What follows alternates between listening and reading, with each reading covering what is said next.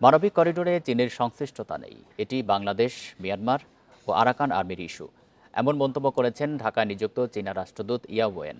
সকালে ২০ মিলনায়তনে আলোচনা সভায় চীনের রাষ্ট্রদূত এই মন্তব্য করেন। চীনা রাষ্ট্রদূত আশা প্রকাশ করেন বাংলাদেশ, মিয়ানমার সহ সব পক্ষই রোহিঙ্গা প্রত্যাবাসনে জোর দেবে।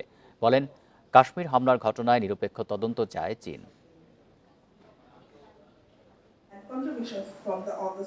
আস্থা এবং পারস্পরিক শ্রদ্ধাবোধ নিয়েই বাংলাদেশ চীন সম্পর্ক এগিয়ে চলছে বলে মন্তব্য করেছেন ঢাকায় নিযুক্ত চীনের রাষ্ট্রদূত ইয়া ওয়েন। আগামী দশকগুলোতে এই দ্বিপাক্ষিক সম্পর্কের ভিত আরও শক্তিশালী হবে বলে প্রত্যাশা করেন তিনি। বাংলাদেশ চীন সম্পর্কের ৫ দশক নতুন উচ্চতার দিকযাত্রা শীর্ষক সেমিনারে রাষ্ট্রদূত বলেন, সম্প্রতি দুই দেশের বাণিজ্য ও অর্থনৈতিক সম্পর্ক অনন্য উচ্চতায় পৌঁছেছে। রোহিঙ্গা সংকট সমাধানে চীন সবসময় বাংলাদেশের পাশে আছে জানিয়ে বলেন, প্রত্যাবাসনই এর একমাত্র সমাধান। মানবিক করিডোর প্রসঙ্গে বলেন, এটি দুই দেশের অভ্যন্তরীণ বিষয়, এতে চীনের কোনো সম্পৃক্ততা নেই। এটি জাতিসংঘের একটি উদ্যোগ। রাখাইনে চলমান পরিস্থিতির কারণে তারা এই প্যাসেজের মাধ্যমে ক্ষতিগ্রস্তদের সহায়তা দিতে চায়। এটি বাংলাদেশ, মিয়ানমার ও আরাকান আর্মির ইস্যু, এর সঙ্গে চীন যুক্ত নয়। চীন যে কোনো দেশের সার্বভৌমত্ব এবং আঞ্চলিক অখণ্ডতার প্রতি সম্মান প্রদর্শন করে। কোনো দেশের অভ্যন্তরীণ বিষয়ে হস্তক্ষেপ করে না বেইজিং। আমরা আশা করি বাংলাদেশ মিয়ানমার শান্তিপূর্ণ উপায়ে সমাধানের জন্য প্রত্যাবাসনের ওপরই জোর দেবে। রাষ্ট্রদূত বলেন, নতুন বাংলাদেশ বিনির্মাণে অন্তর্বর্তী সরকারের প্রতি সমর্থন রয়েছে চীনের। সংস্কার এদেশের অভ্যন্তরীণ বিষয় মন্তব্য করে বলেন, স্থিতিশীলতা ছাড়া অগ্রগতি সম্ভব নয়। ভারত পাকিস্তান পরিস্থিতিতে উদ্বেগ জানিয়ে বলেন, পাকিস্তানে ভারতের সামরিক হামলা দুঃখজনক। ভারত পাকিস্তান একে অপরের প্রতিবেশী, আগামীতেও থাকবে। এই দুই দেশ চীনেরও প্রতিবেশী। চীন সকল ধরনের সন্ত্রাসবাদের বিরোধিতা করে এবং দ্রুততম সময়ের মধ্যে কাশ্মীর ঘটনার নিরপেক্ষ তদন্ত দেখতে চায়। আমরা উভয় পক্ষকে শান্তি ও স্থিতিশীলতার স্বার্থে কাজ করার, শান্ত থাকার, সংযম প্রদর্শনের আহ্বান জানাই। আন্তর্জাতিক পরিস্থিতি যেভাবেই বিকশিত হোক না কেন, চীন ইতিহাসের সঠিক দিকে এবং মানুষের কল্যাণের পক্ষে দৃঢ়ভাবে দাঁড়াবে। বহুল আলোচিত তিস্তা প্রকল্প নিয়ে ইয়া ওয়েন বলেন, চীন বাংলাদেশের জবাবের প্রতীক্ষায় রয়েছে। বেইজিং মনে করে দ্রুতই এই প্রকল্পের কাজ শুরু করা উচিত। নাফিজাতুল্লাহ, ইন্ডিপেন্ডেন্ট নিউজ, ঢাকা। বাংলাদেশের সীমান্ত সম্পূর্ণ নিরাপদ, ভীতির কোনো কারণ নেই বলে মন্তব্য করেছেন স্বরাষ্ট্র উপদেষ্টা জাহাঙ্গীর আলম চৌধুরী। দুপুরে দিনাজপুরে বিরলে ইরিবোরো ধান কাটার উদ্বোধন শেষে তিনি সাংবাদিকদের এসব কথা বলেন। পরে বিকেলে জেলা প্রশাসক কার্যালয়ে সংবাদ সম্মেলনে তিনি বলেন, ভারতের যদি অবৈধ বাংলাদেশি থাকে তবে তা সঠিক চ্যানেলের মাধ্যমে ফেরত পাঠাতে হবে। বাংলাদেশেও কেউ থাকলে একই চ্যানেলে ফেরত পাঠাবে। বর্ডারে নজরদারি করা হচ্ছে। সংবাদ সম্মেলন শেষে বের হওয়ার পথে জুলাই আন্দোলনের শিক্ষার্থীরা স্বরাষ্ট্র উপদেষ্টার গাড়ি আটকে দেন। আব্দুল হামিদের দেশ ত্যাগের বিষয়ে জানতে চাইলে উপদেষ্টা বলেন, বিদেশে পালিয়ে যাওয়ার ঘটনায় জড়িতদের শাস্তির আওতায় আনতে না পারলে পদত্যাগ করবেন তিনি।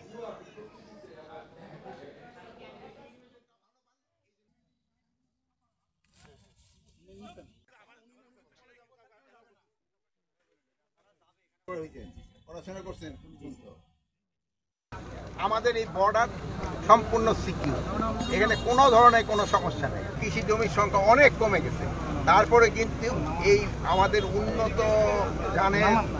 ধান এবং কৃষকদের কঠোর পরিশ্রম এবং আমাদের সায়েন্সের যে বিজ্ঞানীরা তাদেরও কঠোর পরিশ্রমের ফলে কিন্তু আজকে এই আমাদের উৎপাদন। সুষ্ঠু তদন্তের স্বার্থে ব্রিটিশ এমপি টিউলিপ সিদ্দিককে তলব করেছে দুদক। সংস্থাটি জানায়, ইস্টার্ন হাউজিংকে সুবিধা দিয়ে গুলশানে ফ্ল্যাট ঘুষ নেওয়ার মামলায় জিজ্ঞাসাবাদের জন্য তলব করা হয়েছে তাকে।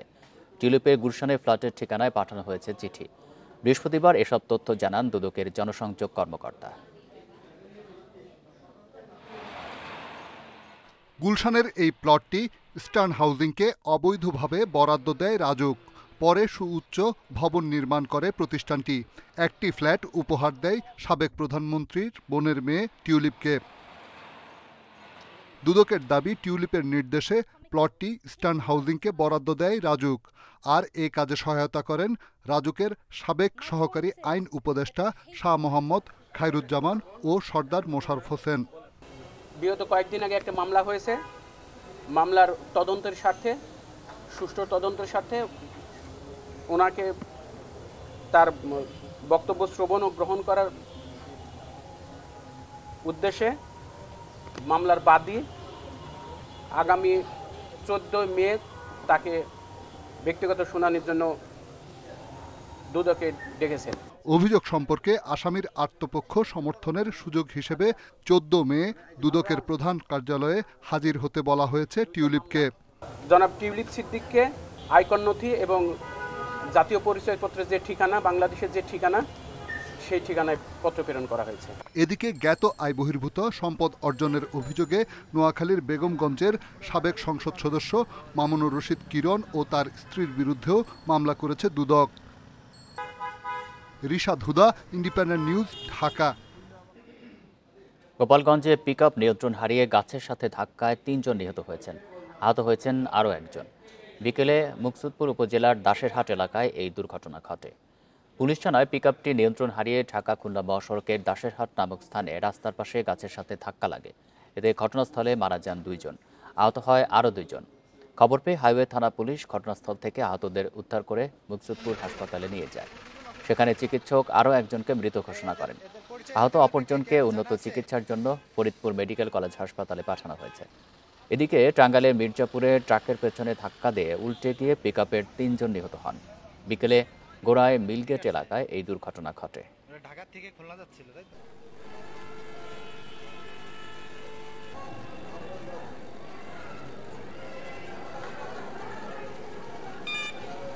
মুন্সিগঞ্জে ঢাকা মাওয়া এক্সপ্রেসওয়েতে দাঁড়িয়ে থাকা অ্যাম্বুলেন্সে বাসের ধাক্কায় একই পরিবারের 3 জন সহ 5 জন নিহত হয়েছেন, আহত হয়েছেন 6 জন।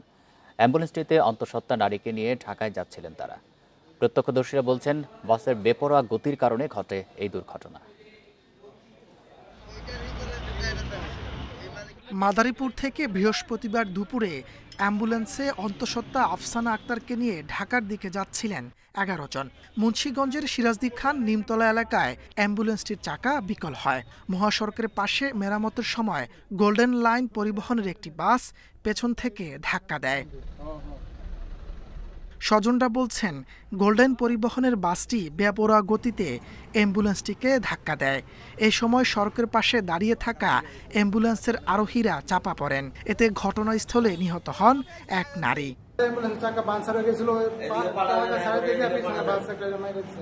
যারা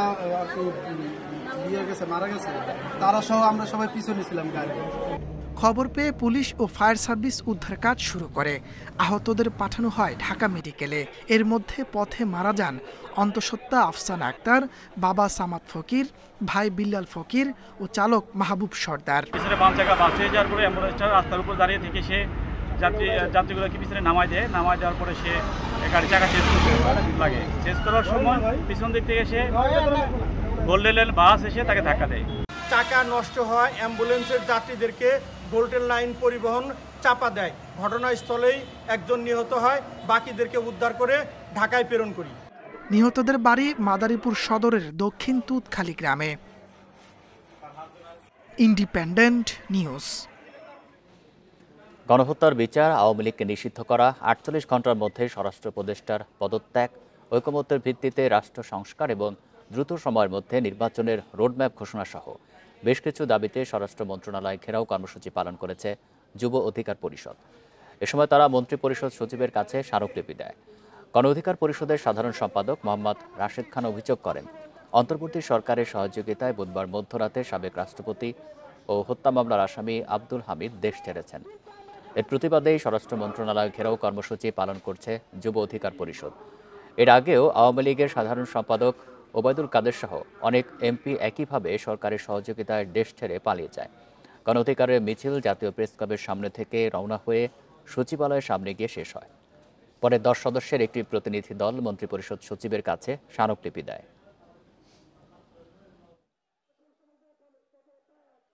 গণহত্যার বিচার, আওয়ামী লীগকে নিষিদ্ধ করতে হবে, ঐক্যমতের ভিত্তিতে রাষ্ট্র সংস্কার করতে হবে এবং দ্রুত সময়ের মধ্যে নির্বাচনের রোডম্যাপ ঘোষণা করতে হবে। তারা সেটি না করে তারা আওয়ামী লীগের পুনর্বাসন করছে। দামি রাষ্ট্রপতি হত্যা মামলার আসামিদেরকে পালিয়ে যেতে, দেশ ছেড়ে যেতে তারা সহযোগিতা করছে। আগামী 3 দিনের মধ্যে সাবেক রাষ্ট্রপতি আব্দুল হামিদ সহ গণহত্যার কুশীলবদের দেশ ত্যাগে সহায়তাকারীদের গ্রেপ্তারের দাবি ইনকিলাব মঞ্চের। বিকেলে ঢাকা বিশ্ববিদ্যালয়ের মধুর ক্যান্টিনে সংবাদ সম্মেলনে এই দাবি জানান সংগঠনের নেতারা। ইনকিলাব মঞ্চের মুখপাত্র শরীফ উসমান হাদি বলেন, আগামী 3 দিনের মধ্যে সরকারকে বলতে হবে কার ফোনে আব্দুল হামিদকে বিমানবন্দর থেকে ছেড়ে দেওয়া হয়েছে। রাষ্ট্রপতি মোহাম্মদ শাহাবুদ্দিনের অফিস থেকে ফোন পেয়েই সাবেক রাষ্ট্রপতি আব্দুল হামিদকে ছেড়ে দেওয়া হয়েছে দাবি করে তিনি বলেন, গণহত্যার কুশীলবদের দেশ ত্যাগে সহযোগিতা করা হচ্ছে, যা জুলাই শহীদদের সাথে প্রতারণা। এই ঘটনার সাথে জড়িতদের দ্রুত গ্রেপ্তার করা না হলে কঠোর আন্দোলনের হুঁশিয়ারি তার। আমরা ফ্যাসিস্ট আওয়ামী লীগকে নিষিদ্ধ করার কোনো উদ্যোগ নিতে পারি নাই। যখন আমরা গণহত্যার বিচার করব তখন গণহত্যাকারী রাতের আধারে প্রোটোকল নিয়ে পালাই যেতে পারতেছে, তখন এই চেয়ারে বসে থাকার ন্যূনতম বৈধতা আমাদের নাই। আমাদের জনগণ আমাদেরকে এই জন্য ক্ষমতায় পাঠায় নাই। এবার হজ যাত্রার খবর।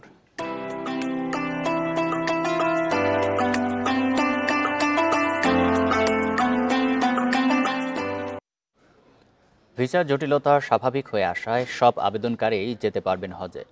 এখন পর্যন্ত সৌদি আরব পৌঁছেছেন প্রায় 35,000 যাত্রী। এদিকে হজ যাত্রীদের সুবিধায় গ্রামীণফোন সহ অন্য অপারেটররা দিচ্ছে রোমিং সেবা। রাজধানীর আশকোনা হজ ক্যাম্প। কিছুক্ষণ পরেই হজযাত্রীরা মেহমান হবেন আল্লাহর ঘরের, আর সেই প্রস্তুতি নিচ্ছেন তারা। যাত্রার সময় সেলাইবিহীন সাদা কাপড়ে ইহরাম বেঁধেছেন তাদের অনেকেই। ইহরাম বাঁধার নির্দিষ্ট স্থান সৌদি আরবের ইয়া লামলাম কিংবা জুল হুলাইফা হলেও এই শুভ্রতার মিছিলে আগেই নিজেকে আবৃত করে নিয়েছেন সৃষ্টিকর্তার আবেগঘন ভালোবাসায়। আশকোনা ক্যাম্পের পরিবেশ হজ ব্যবস্থাপনায় সন্তুষ্টি জানানোর পাশাপাশি দীর্ঘদিনের লালিত স্বপ্ন পূরণে খুশি যাত্রীরা। আল্লাহ নিচ্ছে, এই জন্য আল্লাহর দরবারে কোটি কোটি শুকর আদায় করি। ভালো লাগছে, এটা সৌভাগ্য কপাল আমার, এটা কয়জনের ভাগ্য হয়। আল্লাহ যে নিয়ে যাচ্ছে, কবুল করছে। এই 4,500 বছর আগে আমাদের নাম লেখা হয়েছে সিরিয়াল, যখন ইব্রাহিম আলাইহিস সালাম কাবা শরীফ তৈরি করছেন। হজ যাত্রীদের জন্য এবার মোবাইল ব্যালেন্সের মাধ্যমে রোমিং প্যাক কেনার সুবিধা চালু করেছে গ্রামীণফোন। এতে করে হজ পালনে সৌদি আরবে যাওয়া বাংলাদেশিরা সহজেই দেশে থাকা প্রিয়জনের সঙ্গে যোগাযোগ রাখতে পারবেন। তবে এ বিষয়ে প্রচারণা বাড়ানোর পরামর্শ হজ যাত্রী ও তাদের স্বজনদের। আরও ভালো সংবাদ যে বাংলাদেশের টাকা বাংলাদেশে থাকবে, বাংলাদেশের সিম দিয়ে আমি কথা বলতে পারবো। বাংলাদেশ গভর্নমেন্ট একটা ইনিশিয়েটিভ নিয়েছে যে এর জন্য স্পেশালি রোমিং দরকার নেই, এন্ডোর্সমেন্টের দরকার নেই। বিডিটি যে অ্যাকাউন্ট ওটা ইউজ করা যাবে। আমি যদি ওখানে এটা কমফোর্টেবল ফিল করি, নেটওয়ার্ক ভালো মনে হয়, আমি ওটা করব। এদিকে ভিসা জটিলতা কমে আসার কথা জানিয়েছেন হজ পরিচালক। ভিসা জটিলতায় শুরুর ফ্লাইটগুলোতে যেতে না পারা যাত্রীরাও সৌদি আরব পৌঁছতে শুরু করেছেন। প্রথম দিকে ভিসাগত কারণে কিছু হজযাত্রী নির্ধারিত ফ্লাইটে যেতে পারেনি। পরবর্তীতে এই ভিসাগুলো হওয়ার পরে আমরা খুব দ্রুতই কিন্তু তাদেরকে পাঠিয়ে দিয়েছি, এবং আমরা এটি এজেন্সির ক্ষেত্রেও যে কতগুলো ভিসার কারণে যারা যেতে পারেননি সেগুলো আমরা দ্রুতই সমন্বয় করেছি। হজ ফ্লাইট চলবে আগামী 31 মে পর্যন্ত। চাঁদ দেখা সাপেক্ষে 4 অথবা 5 জুন পালিত হবে পবিত্র হজ।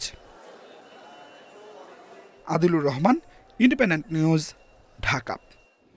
বরিশাল বিশ্ববিদ্যালয়ের উপাচার্যের অপসারণে শিক্ষার্থীদের চলমান দাবির সাথে একাত্মতা প্রকাশ করেছেন শিক্ষকদের একটি অংশ। আন্দোলনের 4র্থ দিনে ছাত্র শিক্ষক সংহতির সমাবেশে তারা একাত্মতা প্রকাশ করেন। বেলা 11:30টায় প্রশাসনিক ভবনের সামনে অবস্থানে এসব কর্মসূচি ও সমাবেশ করে শিক্ষার্থীরা। পরে আন্দোলনের সাথে একাত্মতা পোষণ করে যোগ দেন বিভিন্ন বিভাগের শিক্ষকরা। একাত্মতা প্রকাশ করে শিক্ষকরা বলেন, শিক্ষার্থীরা দীর্ঘদিন ধরে যৌক্তিক দাবি নিয়ে আন্দোলন করছে। তাদের দাবির সাথে একাত্মতা প্রকাশ করার কথা জানান তারা। শিক্ষার্থীদের অভিযোগ, বিভিন্ন সময়ে দফায় দফায় দাবি তুললেও কোনো দাবি বাস্তবায়ন হয়নি। তাই দ্রুত সময়ের মধ্যে বর্তমান ভিসিকে অপসারণ করে নতুন ভিসি নিয়োগের দাবি তাদের। পরে ক্যাম্পাস থেকে বিক্ষোভ মিছিল বের হয়। মিছিলটি ক্যাম্পাসের সামনের সড়ক ও ক্যাম্পাস পরিদর্শন করে প্রশাসনিক ভবনের সামনে এসে শেষ হয়। শিক্ষার্থীরা এক দফা দাবিতে উপনীত হয়েছে এবং আমাদের এখনকার একটাই দাবি, এই যে ভিসি আছে তাকে অপসারণ করতে হবে। আজকের এই কর্মসূচির মধ্য দিয়ে আপনাদের জানাইতে চাই যে এই বিশ্ববিদ্যালয়ে থাকার আর কোনো নৈতিক কোনো যোগ্যতা বা নৈতিক কোনো দায়িত্বই নাই। আমাদের শিক্ষকরা আমাদের এই ছাত্রদের যে এক দফা দাবি তার পক্ষে এসে সহমত প্রদান করেছেন। আমরা এখন থেকে আমাদের এই ভিসিকে অবাঞ্ছিত ঘোষণা করেছি। গণশুনানি ছাড়া সরকারি এলপি গ্যাসের দাম বাড়িয়ে বিইআরসি আইন লঙ্ঘন করেছে বলে অভিযোগ করেছে consumer association of Bangladesh cab. এর জন্য কমিশনের পদত্যাগের দাবি করেছে সংস্থাটি। বৃহস্পতিবার জাতীয় প্রেস ক্লাবে এক আলোচনা সভায় এসব কথা বলেন ক্যাবের জ্বালানি উপদেষ্টা শামসুল আলম। পাশাপাশি জ্বালানির সুশাসন নিশ্চিতে সরকারের প্রতি আহ্বানও জানায় ক্যাব। জ্বালানি খাতে শৃঙ্খলা নিশ্চিতে আলোচনা সভার আয়োজন করে ক্যাব। আলোচনায় উঠে আসে পতিত আওয়ামী লীগ সরকারের লুটপাট ও ভবিষ্যৎ করণীয়। অনুষ্ঠানে বক্তারা বলেন, বিগত সরকারের আমলে জ্বালানি খাতে সবচেয়ে বেশি লুটপাট হয়। প্রয়োজন না হলেও গ্যাস বিদ্যুতের দাম বাড়ানো হয়েছে বারবার, যার কুফল এখন বয়ে বেড়াতে হচ্ছে জনগণকে। বিদ্যুতের অবকাঠামোর অগ্রগতি হলেও দুর্নীতির সমস্যা এখনও রয়ে গেছে। 155টা আপনার কুইক রেন্টাল পাওয়ার ব্যবস্থা করা হলো, সেখানে কোনো টেন্ডার হলো না, এবং এর মধ্য দিয়ে এই যে ক্যাপাসিটি চার্জের নামে কিভাবে টাকা লুটপাট হয়ে যায়। জ্বালানি খাতে যেটা খুবই গুরুত্বপূর্ণ যে জিনিসগুলো, সেই জিনিসগুলোই কিন্তু কোনো কমিশন এই সরকার করে না। আমরা এখান থেকে আশা করব। ক্যাবের জ্বালানি উপদেষ্টা বলেন, গণশুনানির মাধ্যমে এলপি গ্যাসের দাম নির্ধারণে হাইকোর্টের আদেশ থাকলেও বিইআরসি তা মানছে না। আইন লঙ্ঘন ও আদালত অবমাননার জন্য বর্তমান কমিশনকে অপসারণ করতে হবে। তা না হলে বিইআরসির বিরুদ্ধে আদালতে যাবে ক্যাব। সরকার যেভাবে এই সেক্টর চালাচ্ছে, এখনও আগের সরকারের ধারাবাহিকতা রক্ষা করছে, সেটা যে ঠিক না, এটা প্রতিষ্ঠিত হওয়ার পরেও আমি মনে করি যে সরকার যে ইচ্ছা করে করছে তা আমার কাছে মনে হয় না, কারণ এই সরকারের কোনো স্বার্থ সংঘাত থাকার কথা না, যুক্ত হওয়ার কথা। অনুষ্ঠানে বিদ্যুৎ ও জ্বালানি খাতকে সেবা খাতে রূপান্তরের দাবিও জানায় cab. Shahid Ahmed, independent News, Dhaka. কবিগুরু রবীন্দ্রনাথ ঠাকুরের ১৬৪তম জয়ন্তীর মূল আয়োজন কুষ্টিয়ার শিলাইদহে। ৪ বছর পর সরকারিভাবে রবীন্দ্র জয়ন্তীর উদযাপনে দেশের বিভিন্ন জেলার মানুষ ভিড় করেছেন কুঠিবাড়ির আয়োজনে। 3 দিনব্যাপী অনুষ্ঠানের আয়োজন করা হয়েছে রবীন্দ্র স্মৃতি বিজড়িত সিরাজগঞ্জের শাহজাদপুর ও নওগাঁর পতিসরেও। রবীন্দ্রপ্রেমীদের পদচারণায় মুখর কুষ্টিয়ার শিলাইদহ। কবিগুরুর ১৬৪তম জন্মবার্ষিকীর উদযাপন চলছে তাঁর স্মৃতিধন্য কুঠিবাড়ি প্রাঙ্গণে। উৎসবে সারা দেশ থেকে আসা শিল্পীরা গান, নাচ, আবৃত্তি ও নাটক পরিবেশন করেন। ভার্চুয়ালি যুক্ত হয়ে 3 দিনব্যাপী অনুষ্ঠান উদ্বোধন করেন সংস্কৃতি উপদেষ্টা মোস্তফা সরওয়ার ফারুকী। উৎসবের পাশাপাশি কুঠিবাড়ি চত্বরে চলছে গ্রামীণ মেলাও। এই অনুষ্ঠান উপভোগের মধ্য দিয়ে আমি এই শিলাইদহের কুঠিবাড়িকে এবং যেন রবীন্দ্রনাথকেই খুব কাছ থেকে দেখছি এবং উপলব্ধি করছি। জাতীয় পর্যায়ে এটা পালন হচ্ছে, যার ফলে এইটা আরও ভিন্ন মাত্রা যোগ করেছে। উৎসবমুখর পরিবেশে সিরাজগঞ্জের শাহজাদপুরেও চলছে রবীন্দ্র জয়ন্তীর আয়োজন। উপস্থাপন করা হচ্ছে কবিগুরুর সাহিত্যকর্ম। ভক্তদের আশা তার চেতনা ছড়িয়ে পড়ুক নতুন প্রজন্মের মাঝেও। অনেক ভালো লাগছে, আমরা নাচ, গান, আবৃত্তি অনেক কিছুই উপস্থাপনা করছি। প্রতি বছরই শাহজাদপুরের মানুষ রবীন্দ্রপ্রেমী মানুষ, এভাবেই আমরা রবীন্দ্রনাথের জন্ম জয়ন্তীটাকে বড় পরিসরে পালন করে থাকি। এই বছরও সেইভাবেই 3 দিন ব্যাপী আয়োজন মালা করা হয়েছে। নওগাঁর পতিসরেও জমজমাট আয়োজন কবিগুরুর জন্মদিন উদযাপনে। 3 দিনব্যাপী সাংস্কৃতিক অনুষ্ঠান ছাড়াও চলছে গ্রামীণ মেলা। রেশমি নন্দী, ইন্ডিপেন্ডেন্ট নিউজ। নাটোর জেলায় নিরাপদ আম ও লিচু আহরণ, সংরক্ষণ ও বাজারজাতকরণ সংক্রান্ত প্রস্তুতি সভা অনুষ্ঠিত হয়েছে। সকাল 10:30টার দিকে নাটোর জেলা প্রশাসকের কার্যালয়ের সম্মেলন কক্ষে এই সভার আয়োজন করেন জেলা কৃষি সম্প্রসারণ অধিদপ্তর। চলতি মৌসুমে নাটোরে 15 মে থেকে আম সংগ্রহ শুরু হবে, চলবে 10 আগস্ট পর্যন্ত। লিচু সংগ্রহ শুরু হবে 25 মে। নির্ধারিত সময়ের আগে অপরিপক্ক ফলকে আহরণ, সংরক্ষণ এবং বাজারজাত করলে তার বিরুদ্ধে আইনানুগ ব্যবস্থা নেওয়া হবে বলে জানান জেলা প্রশাসক।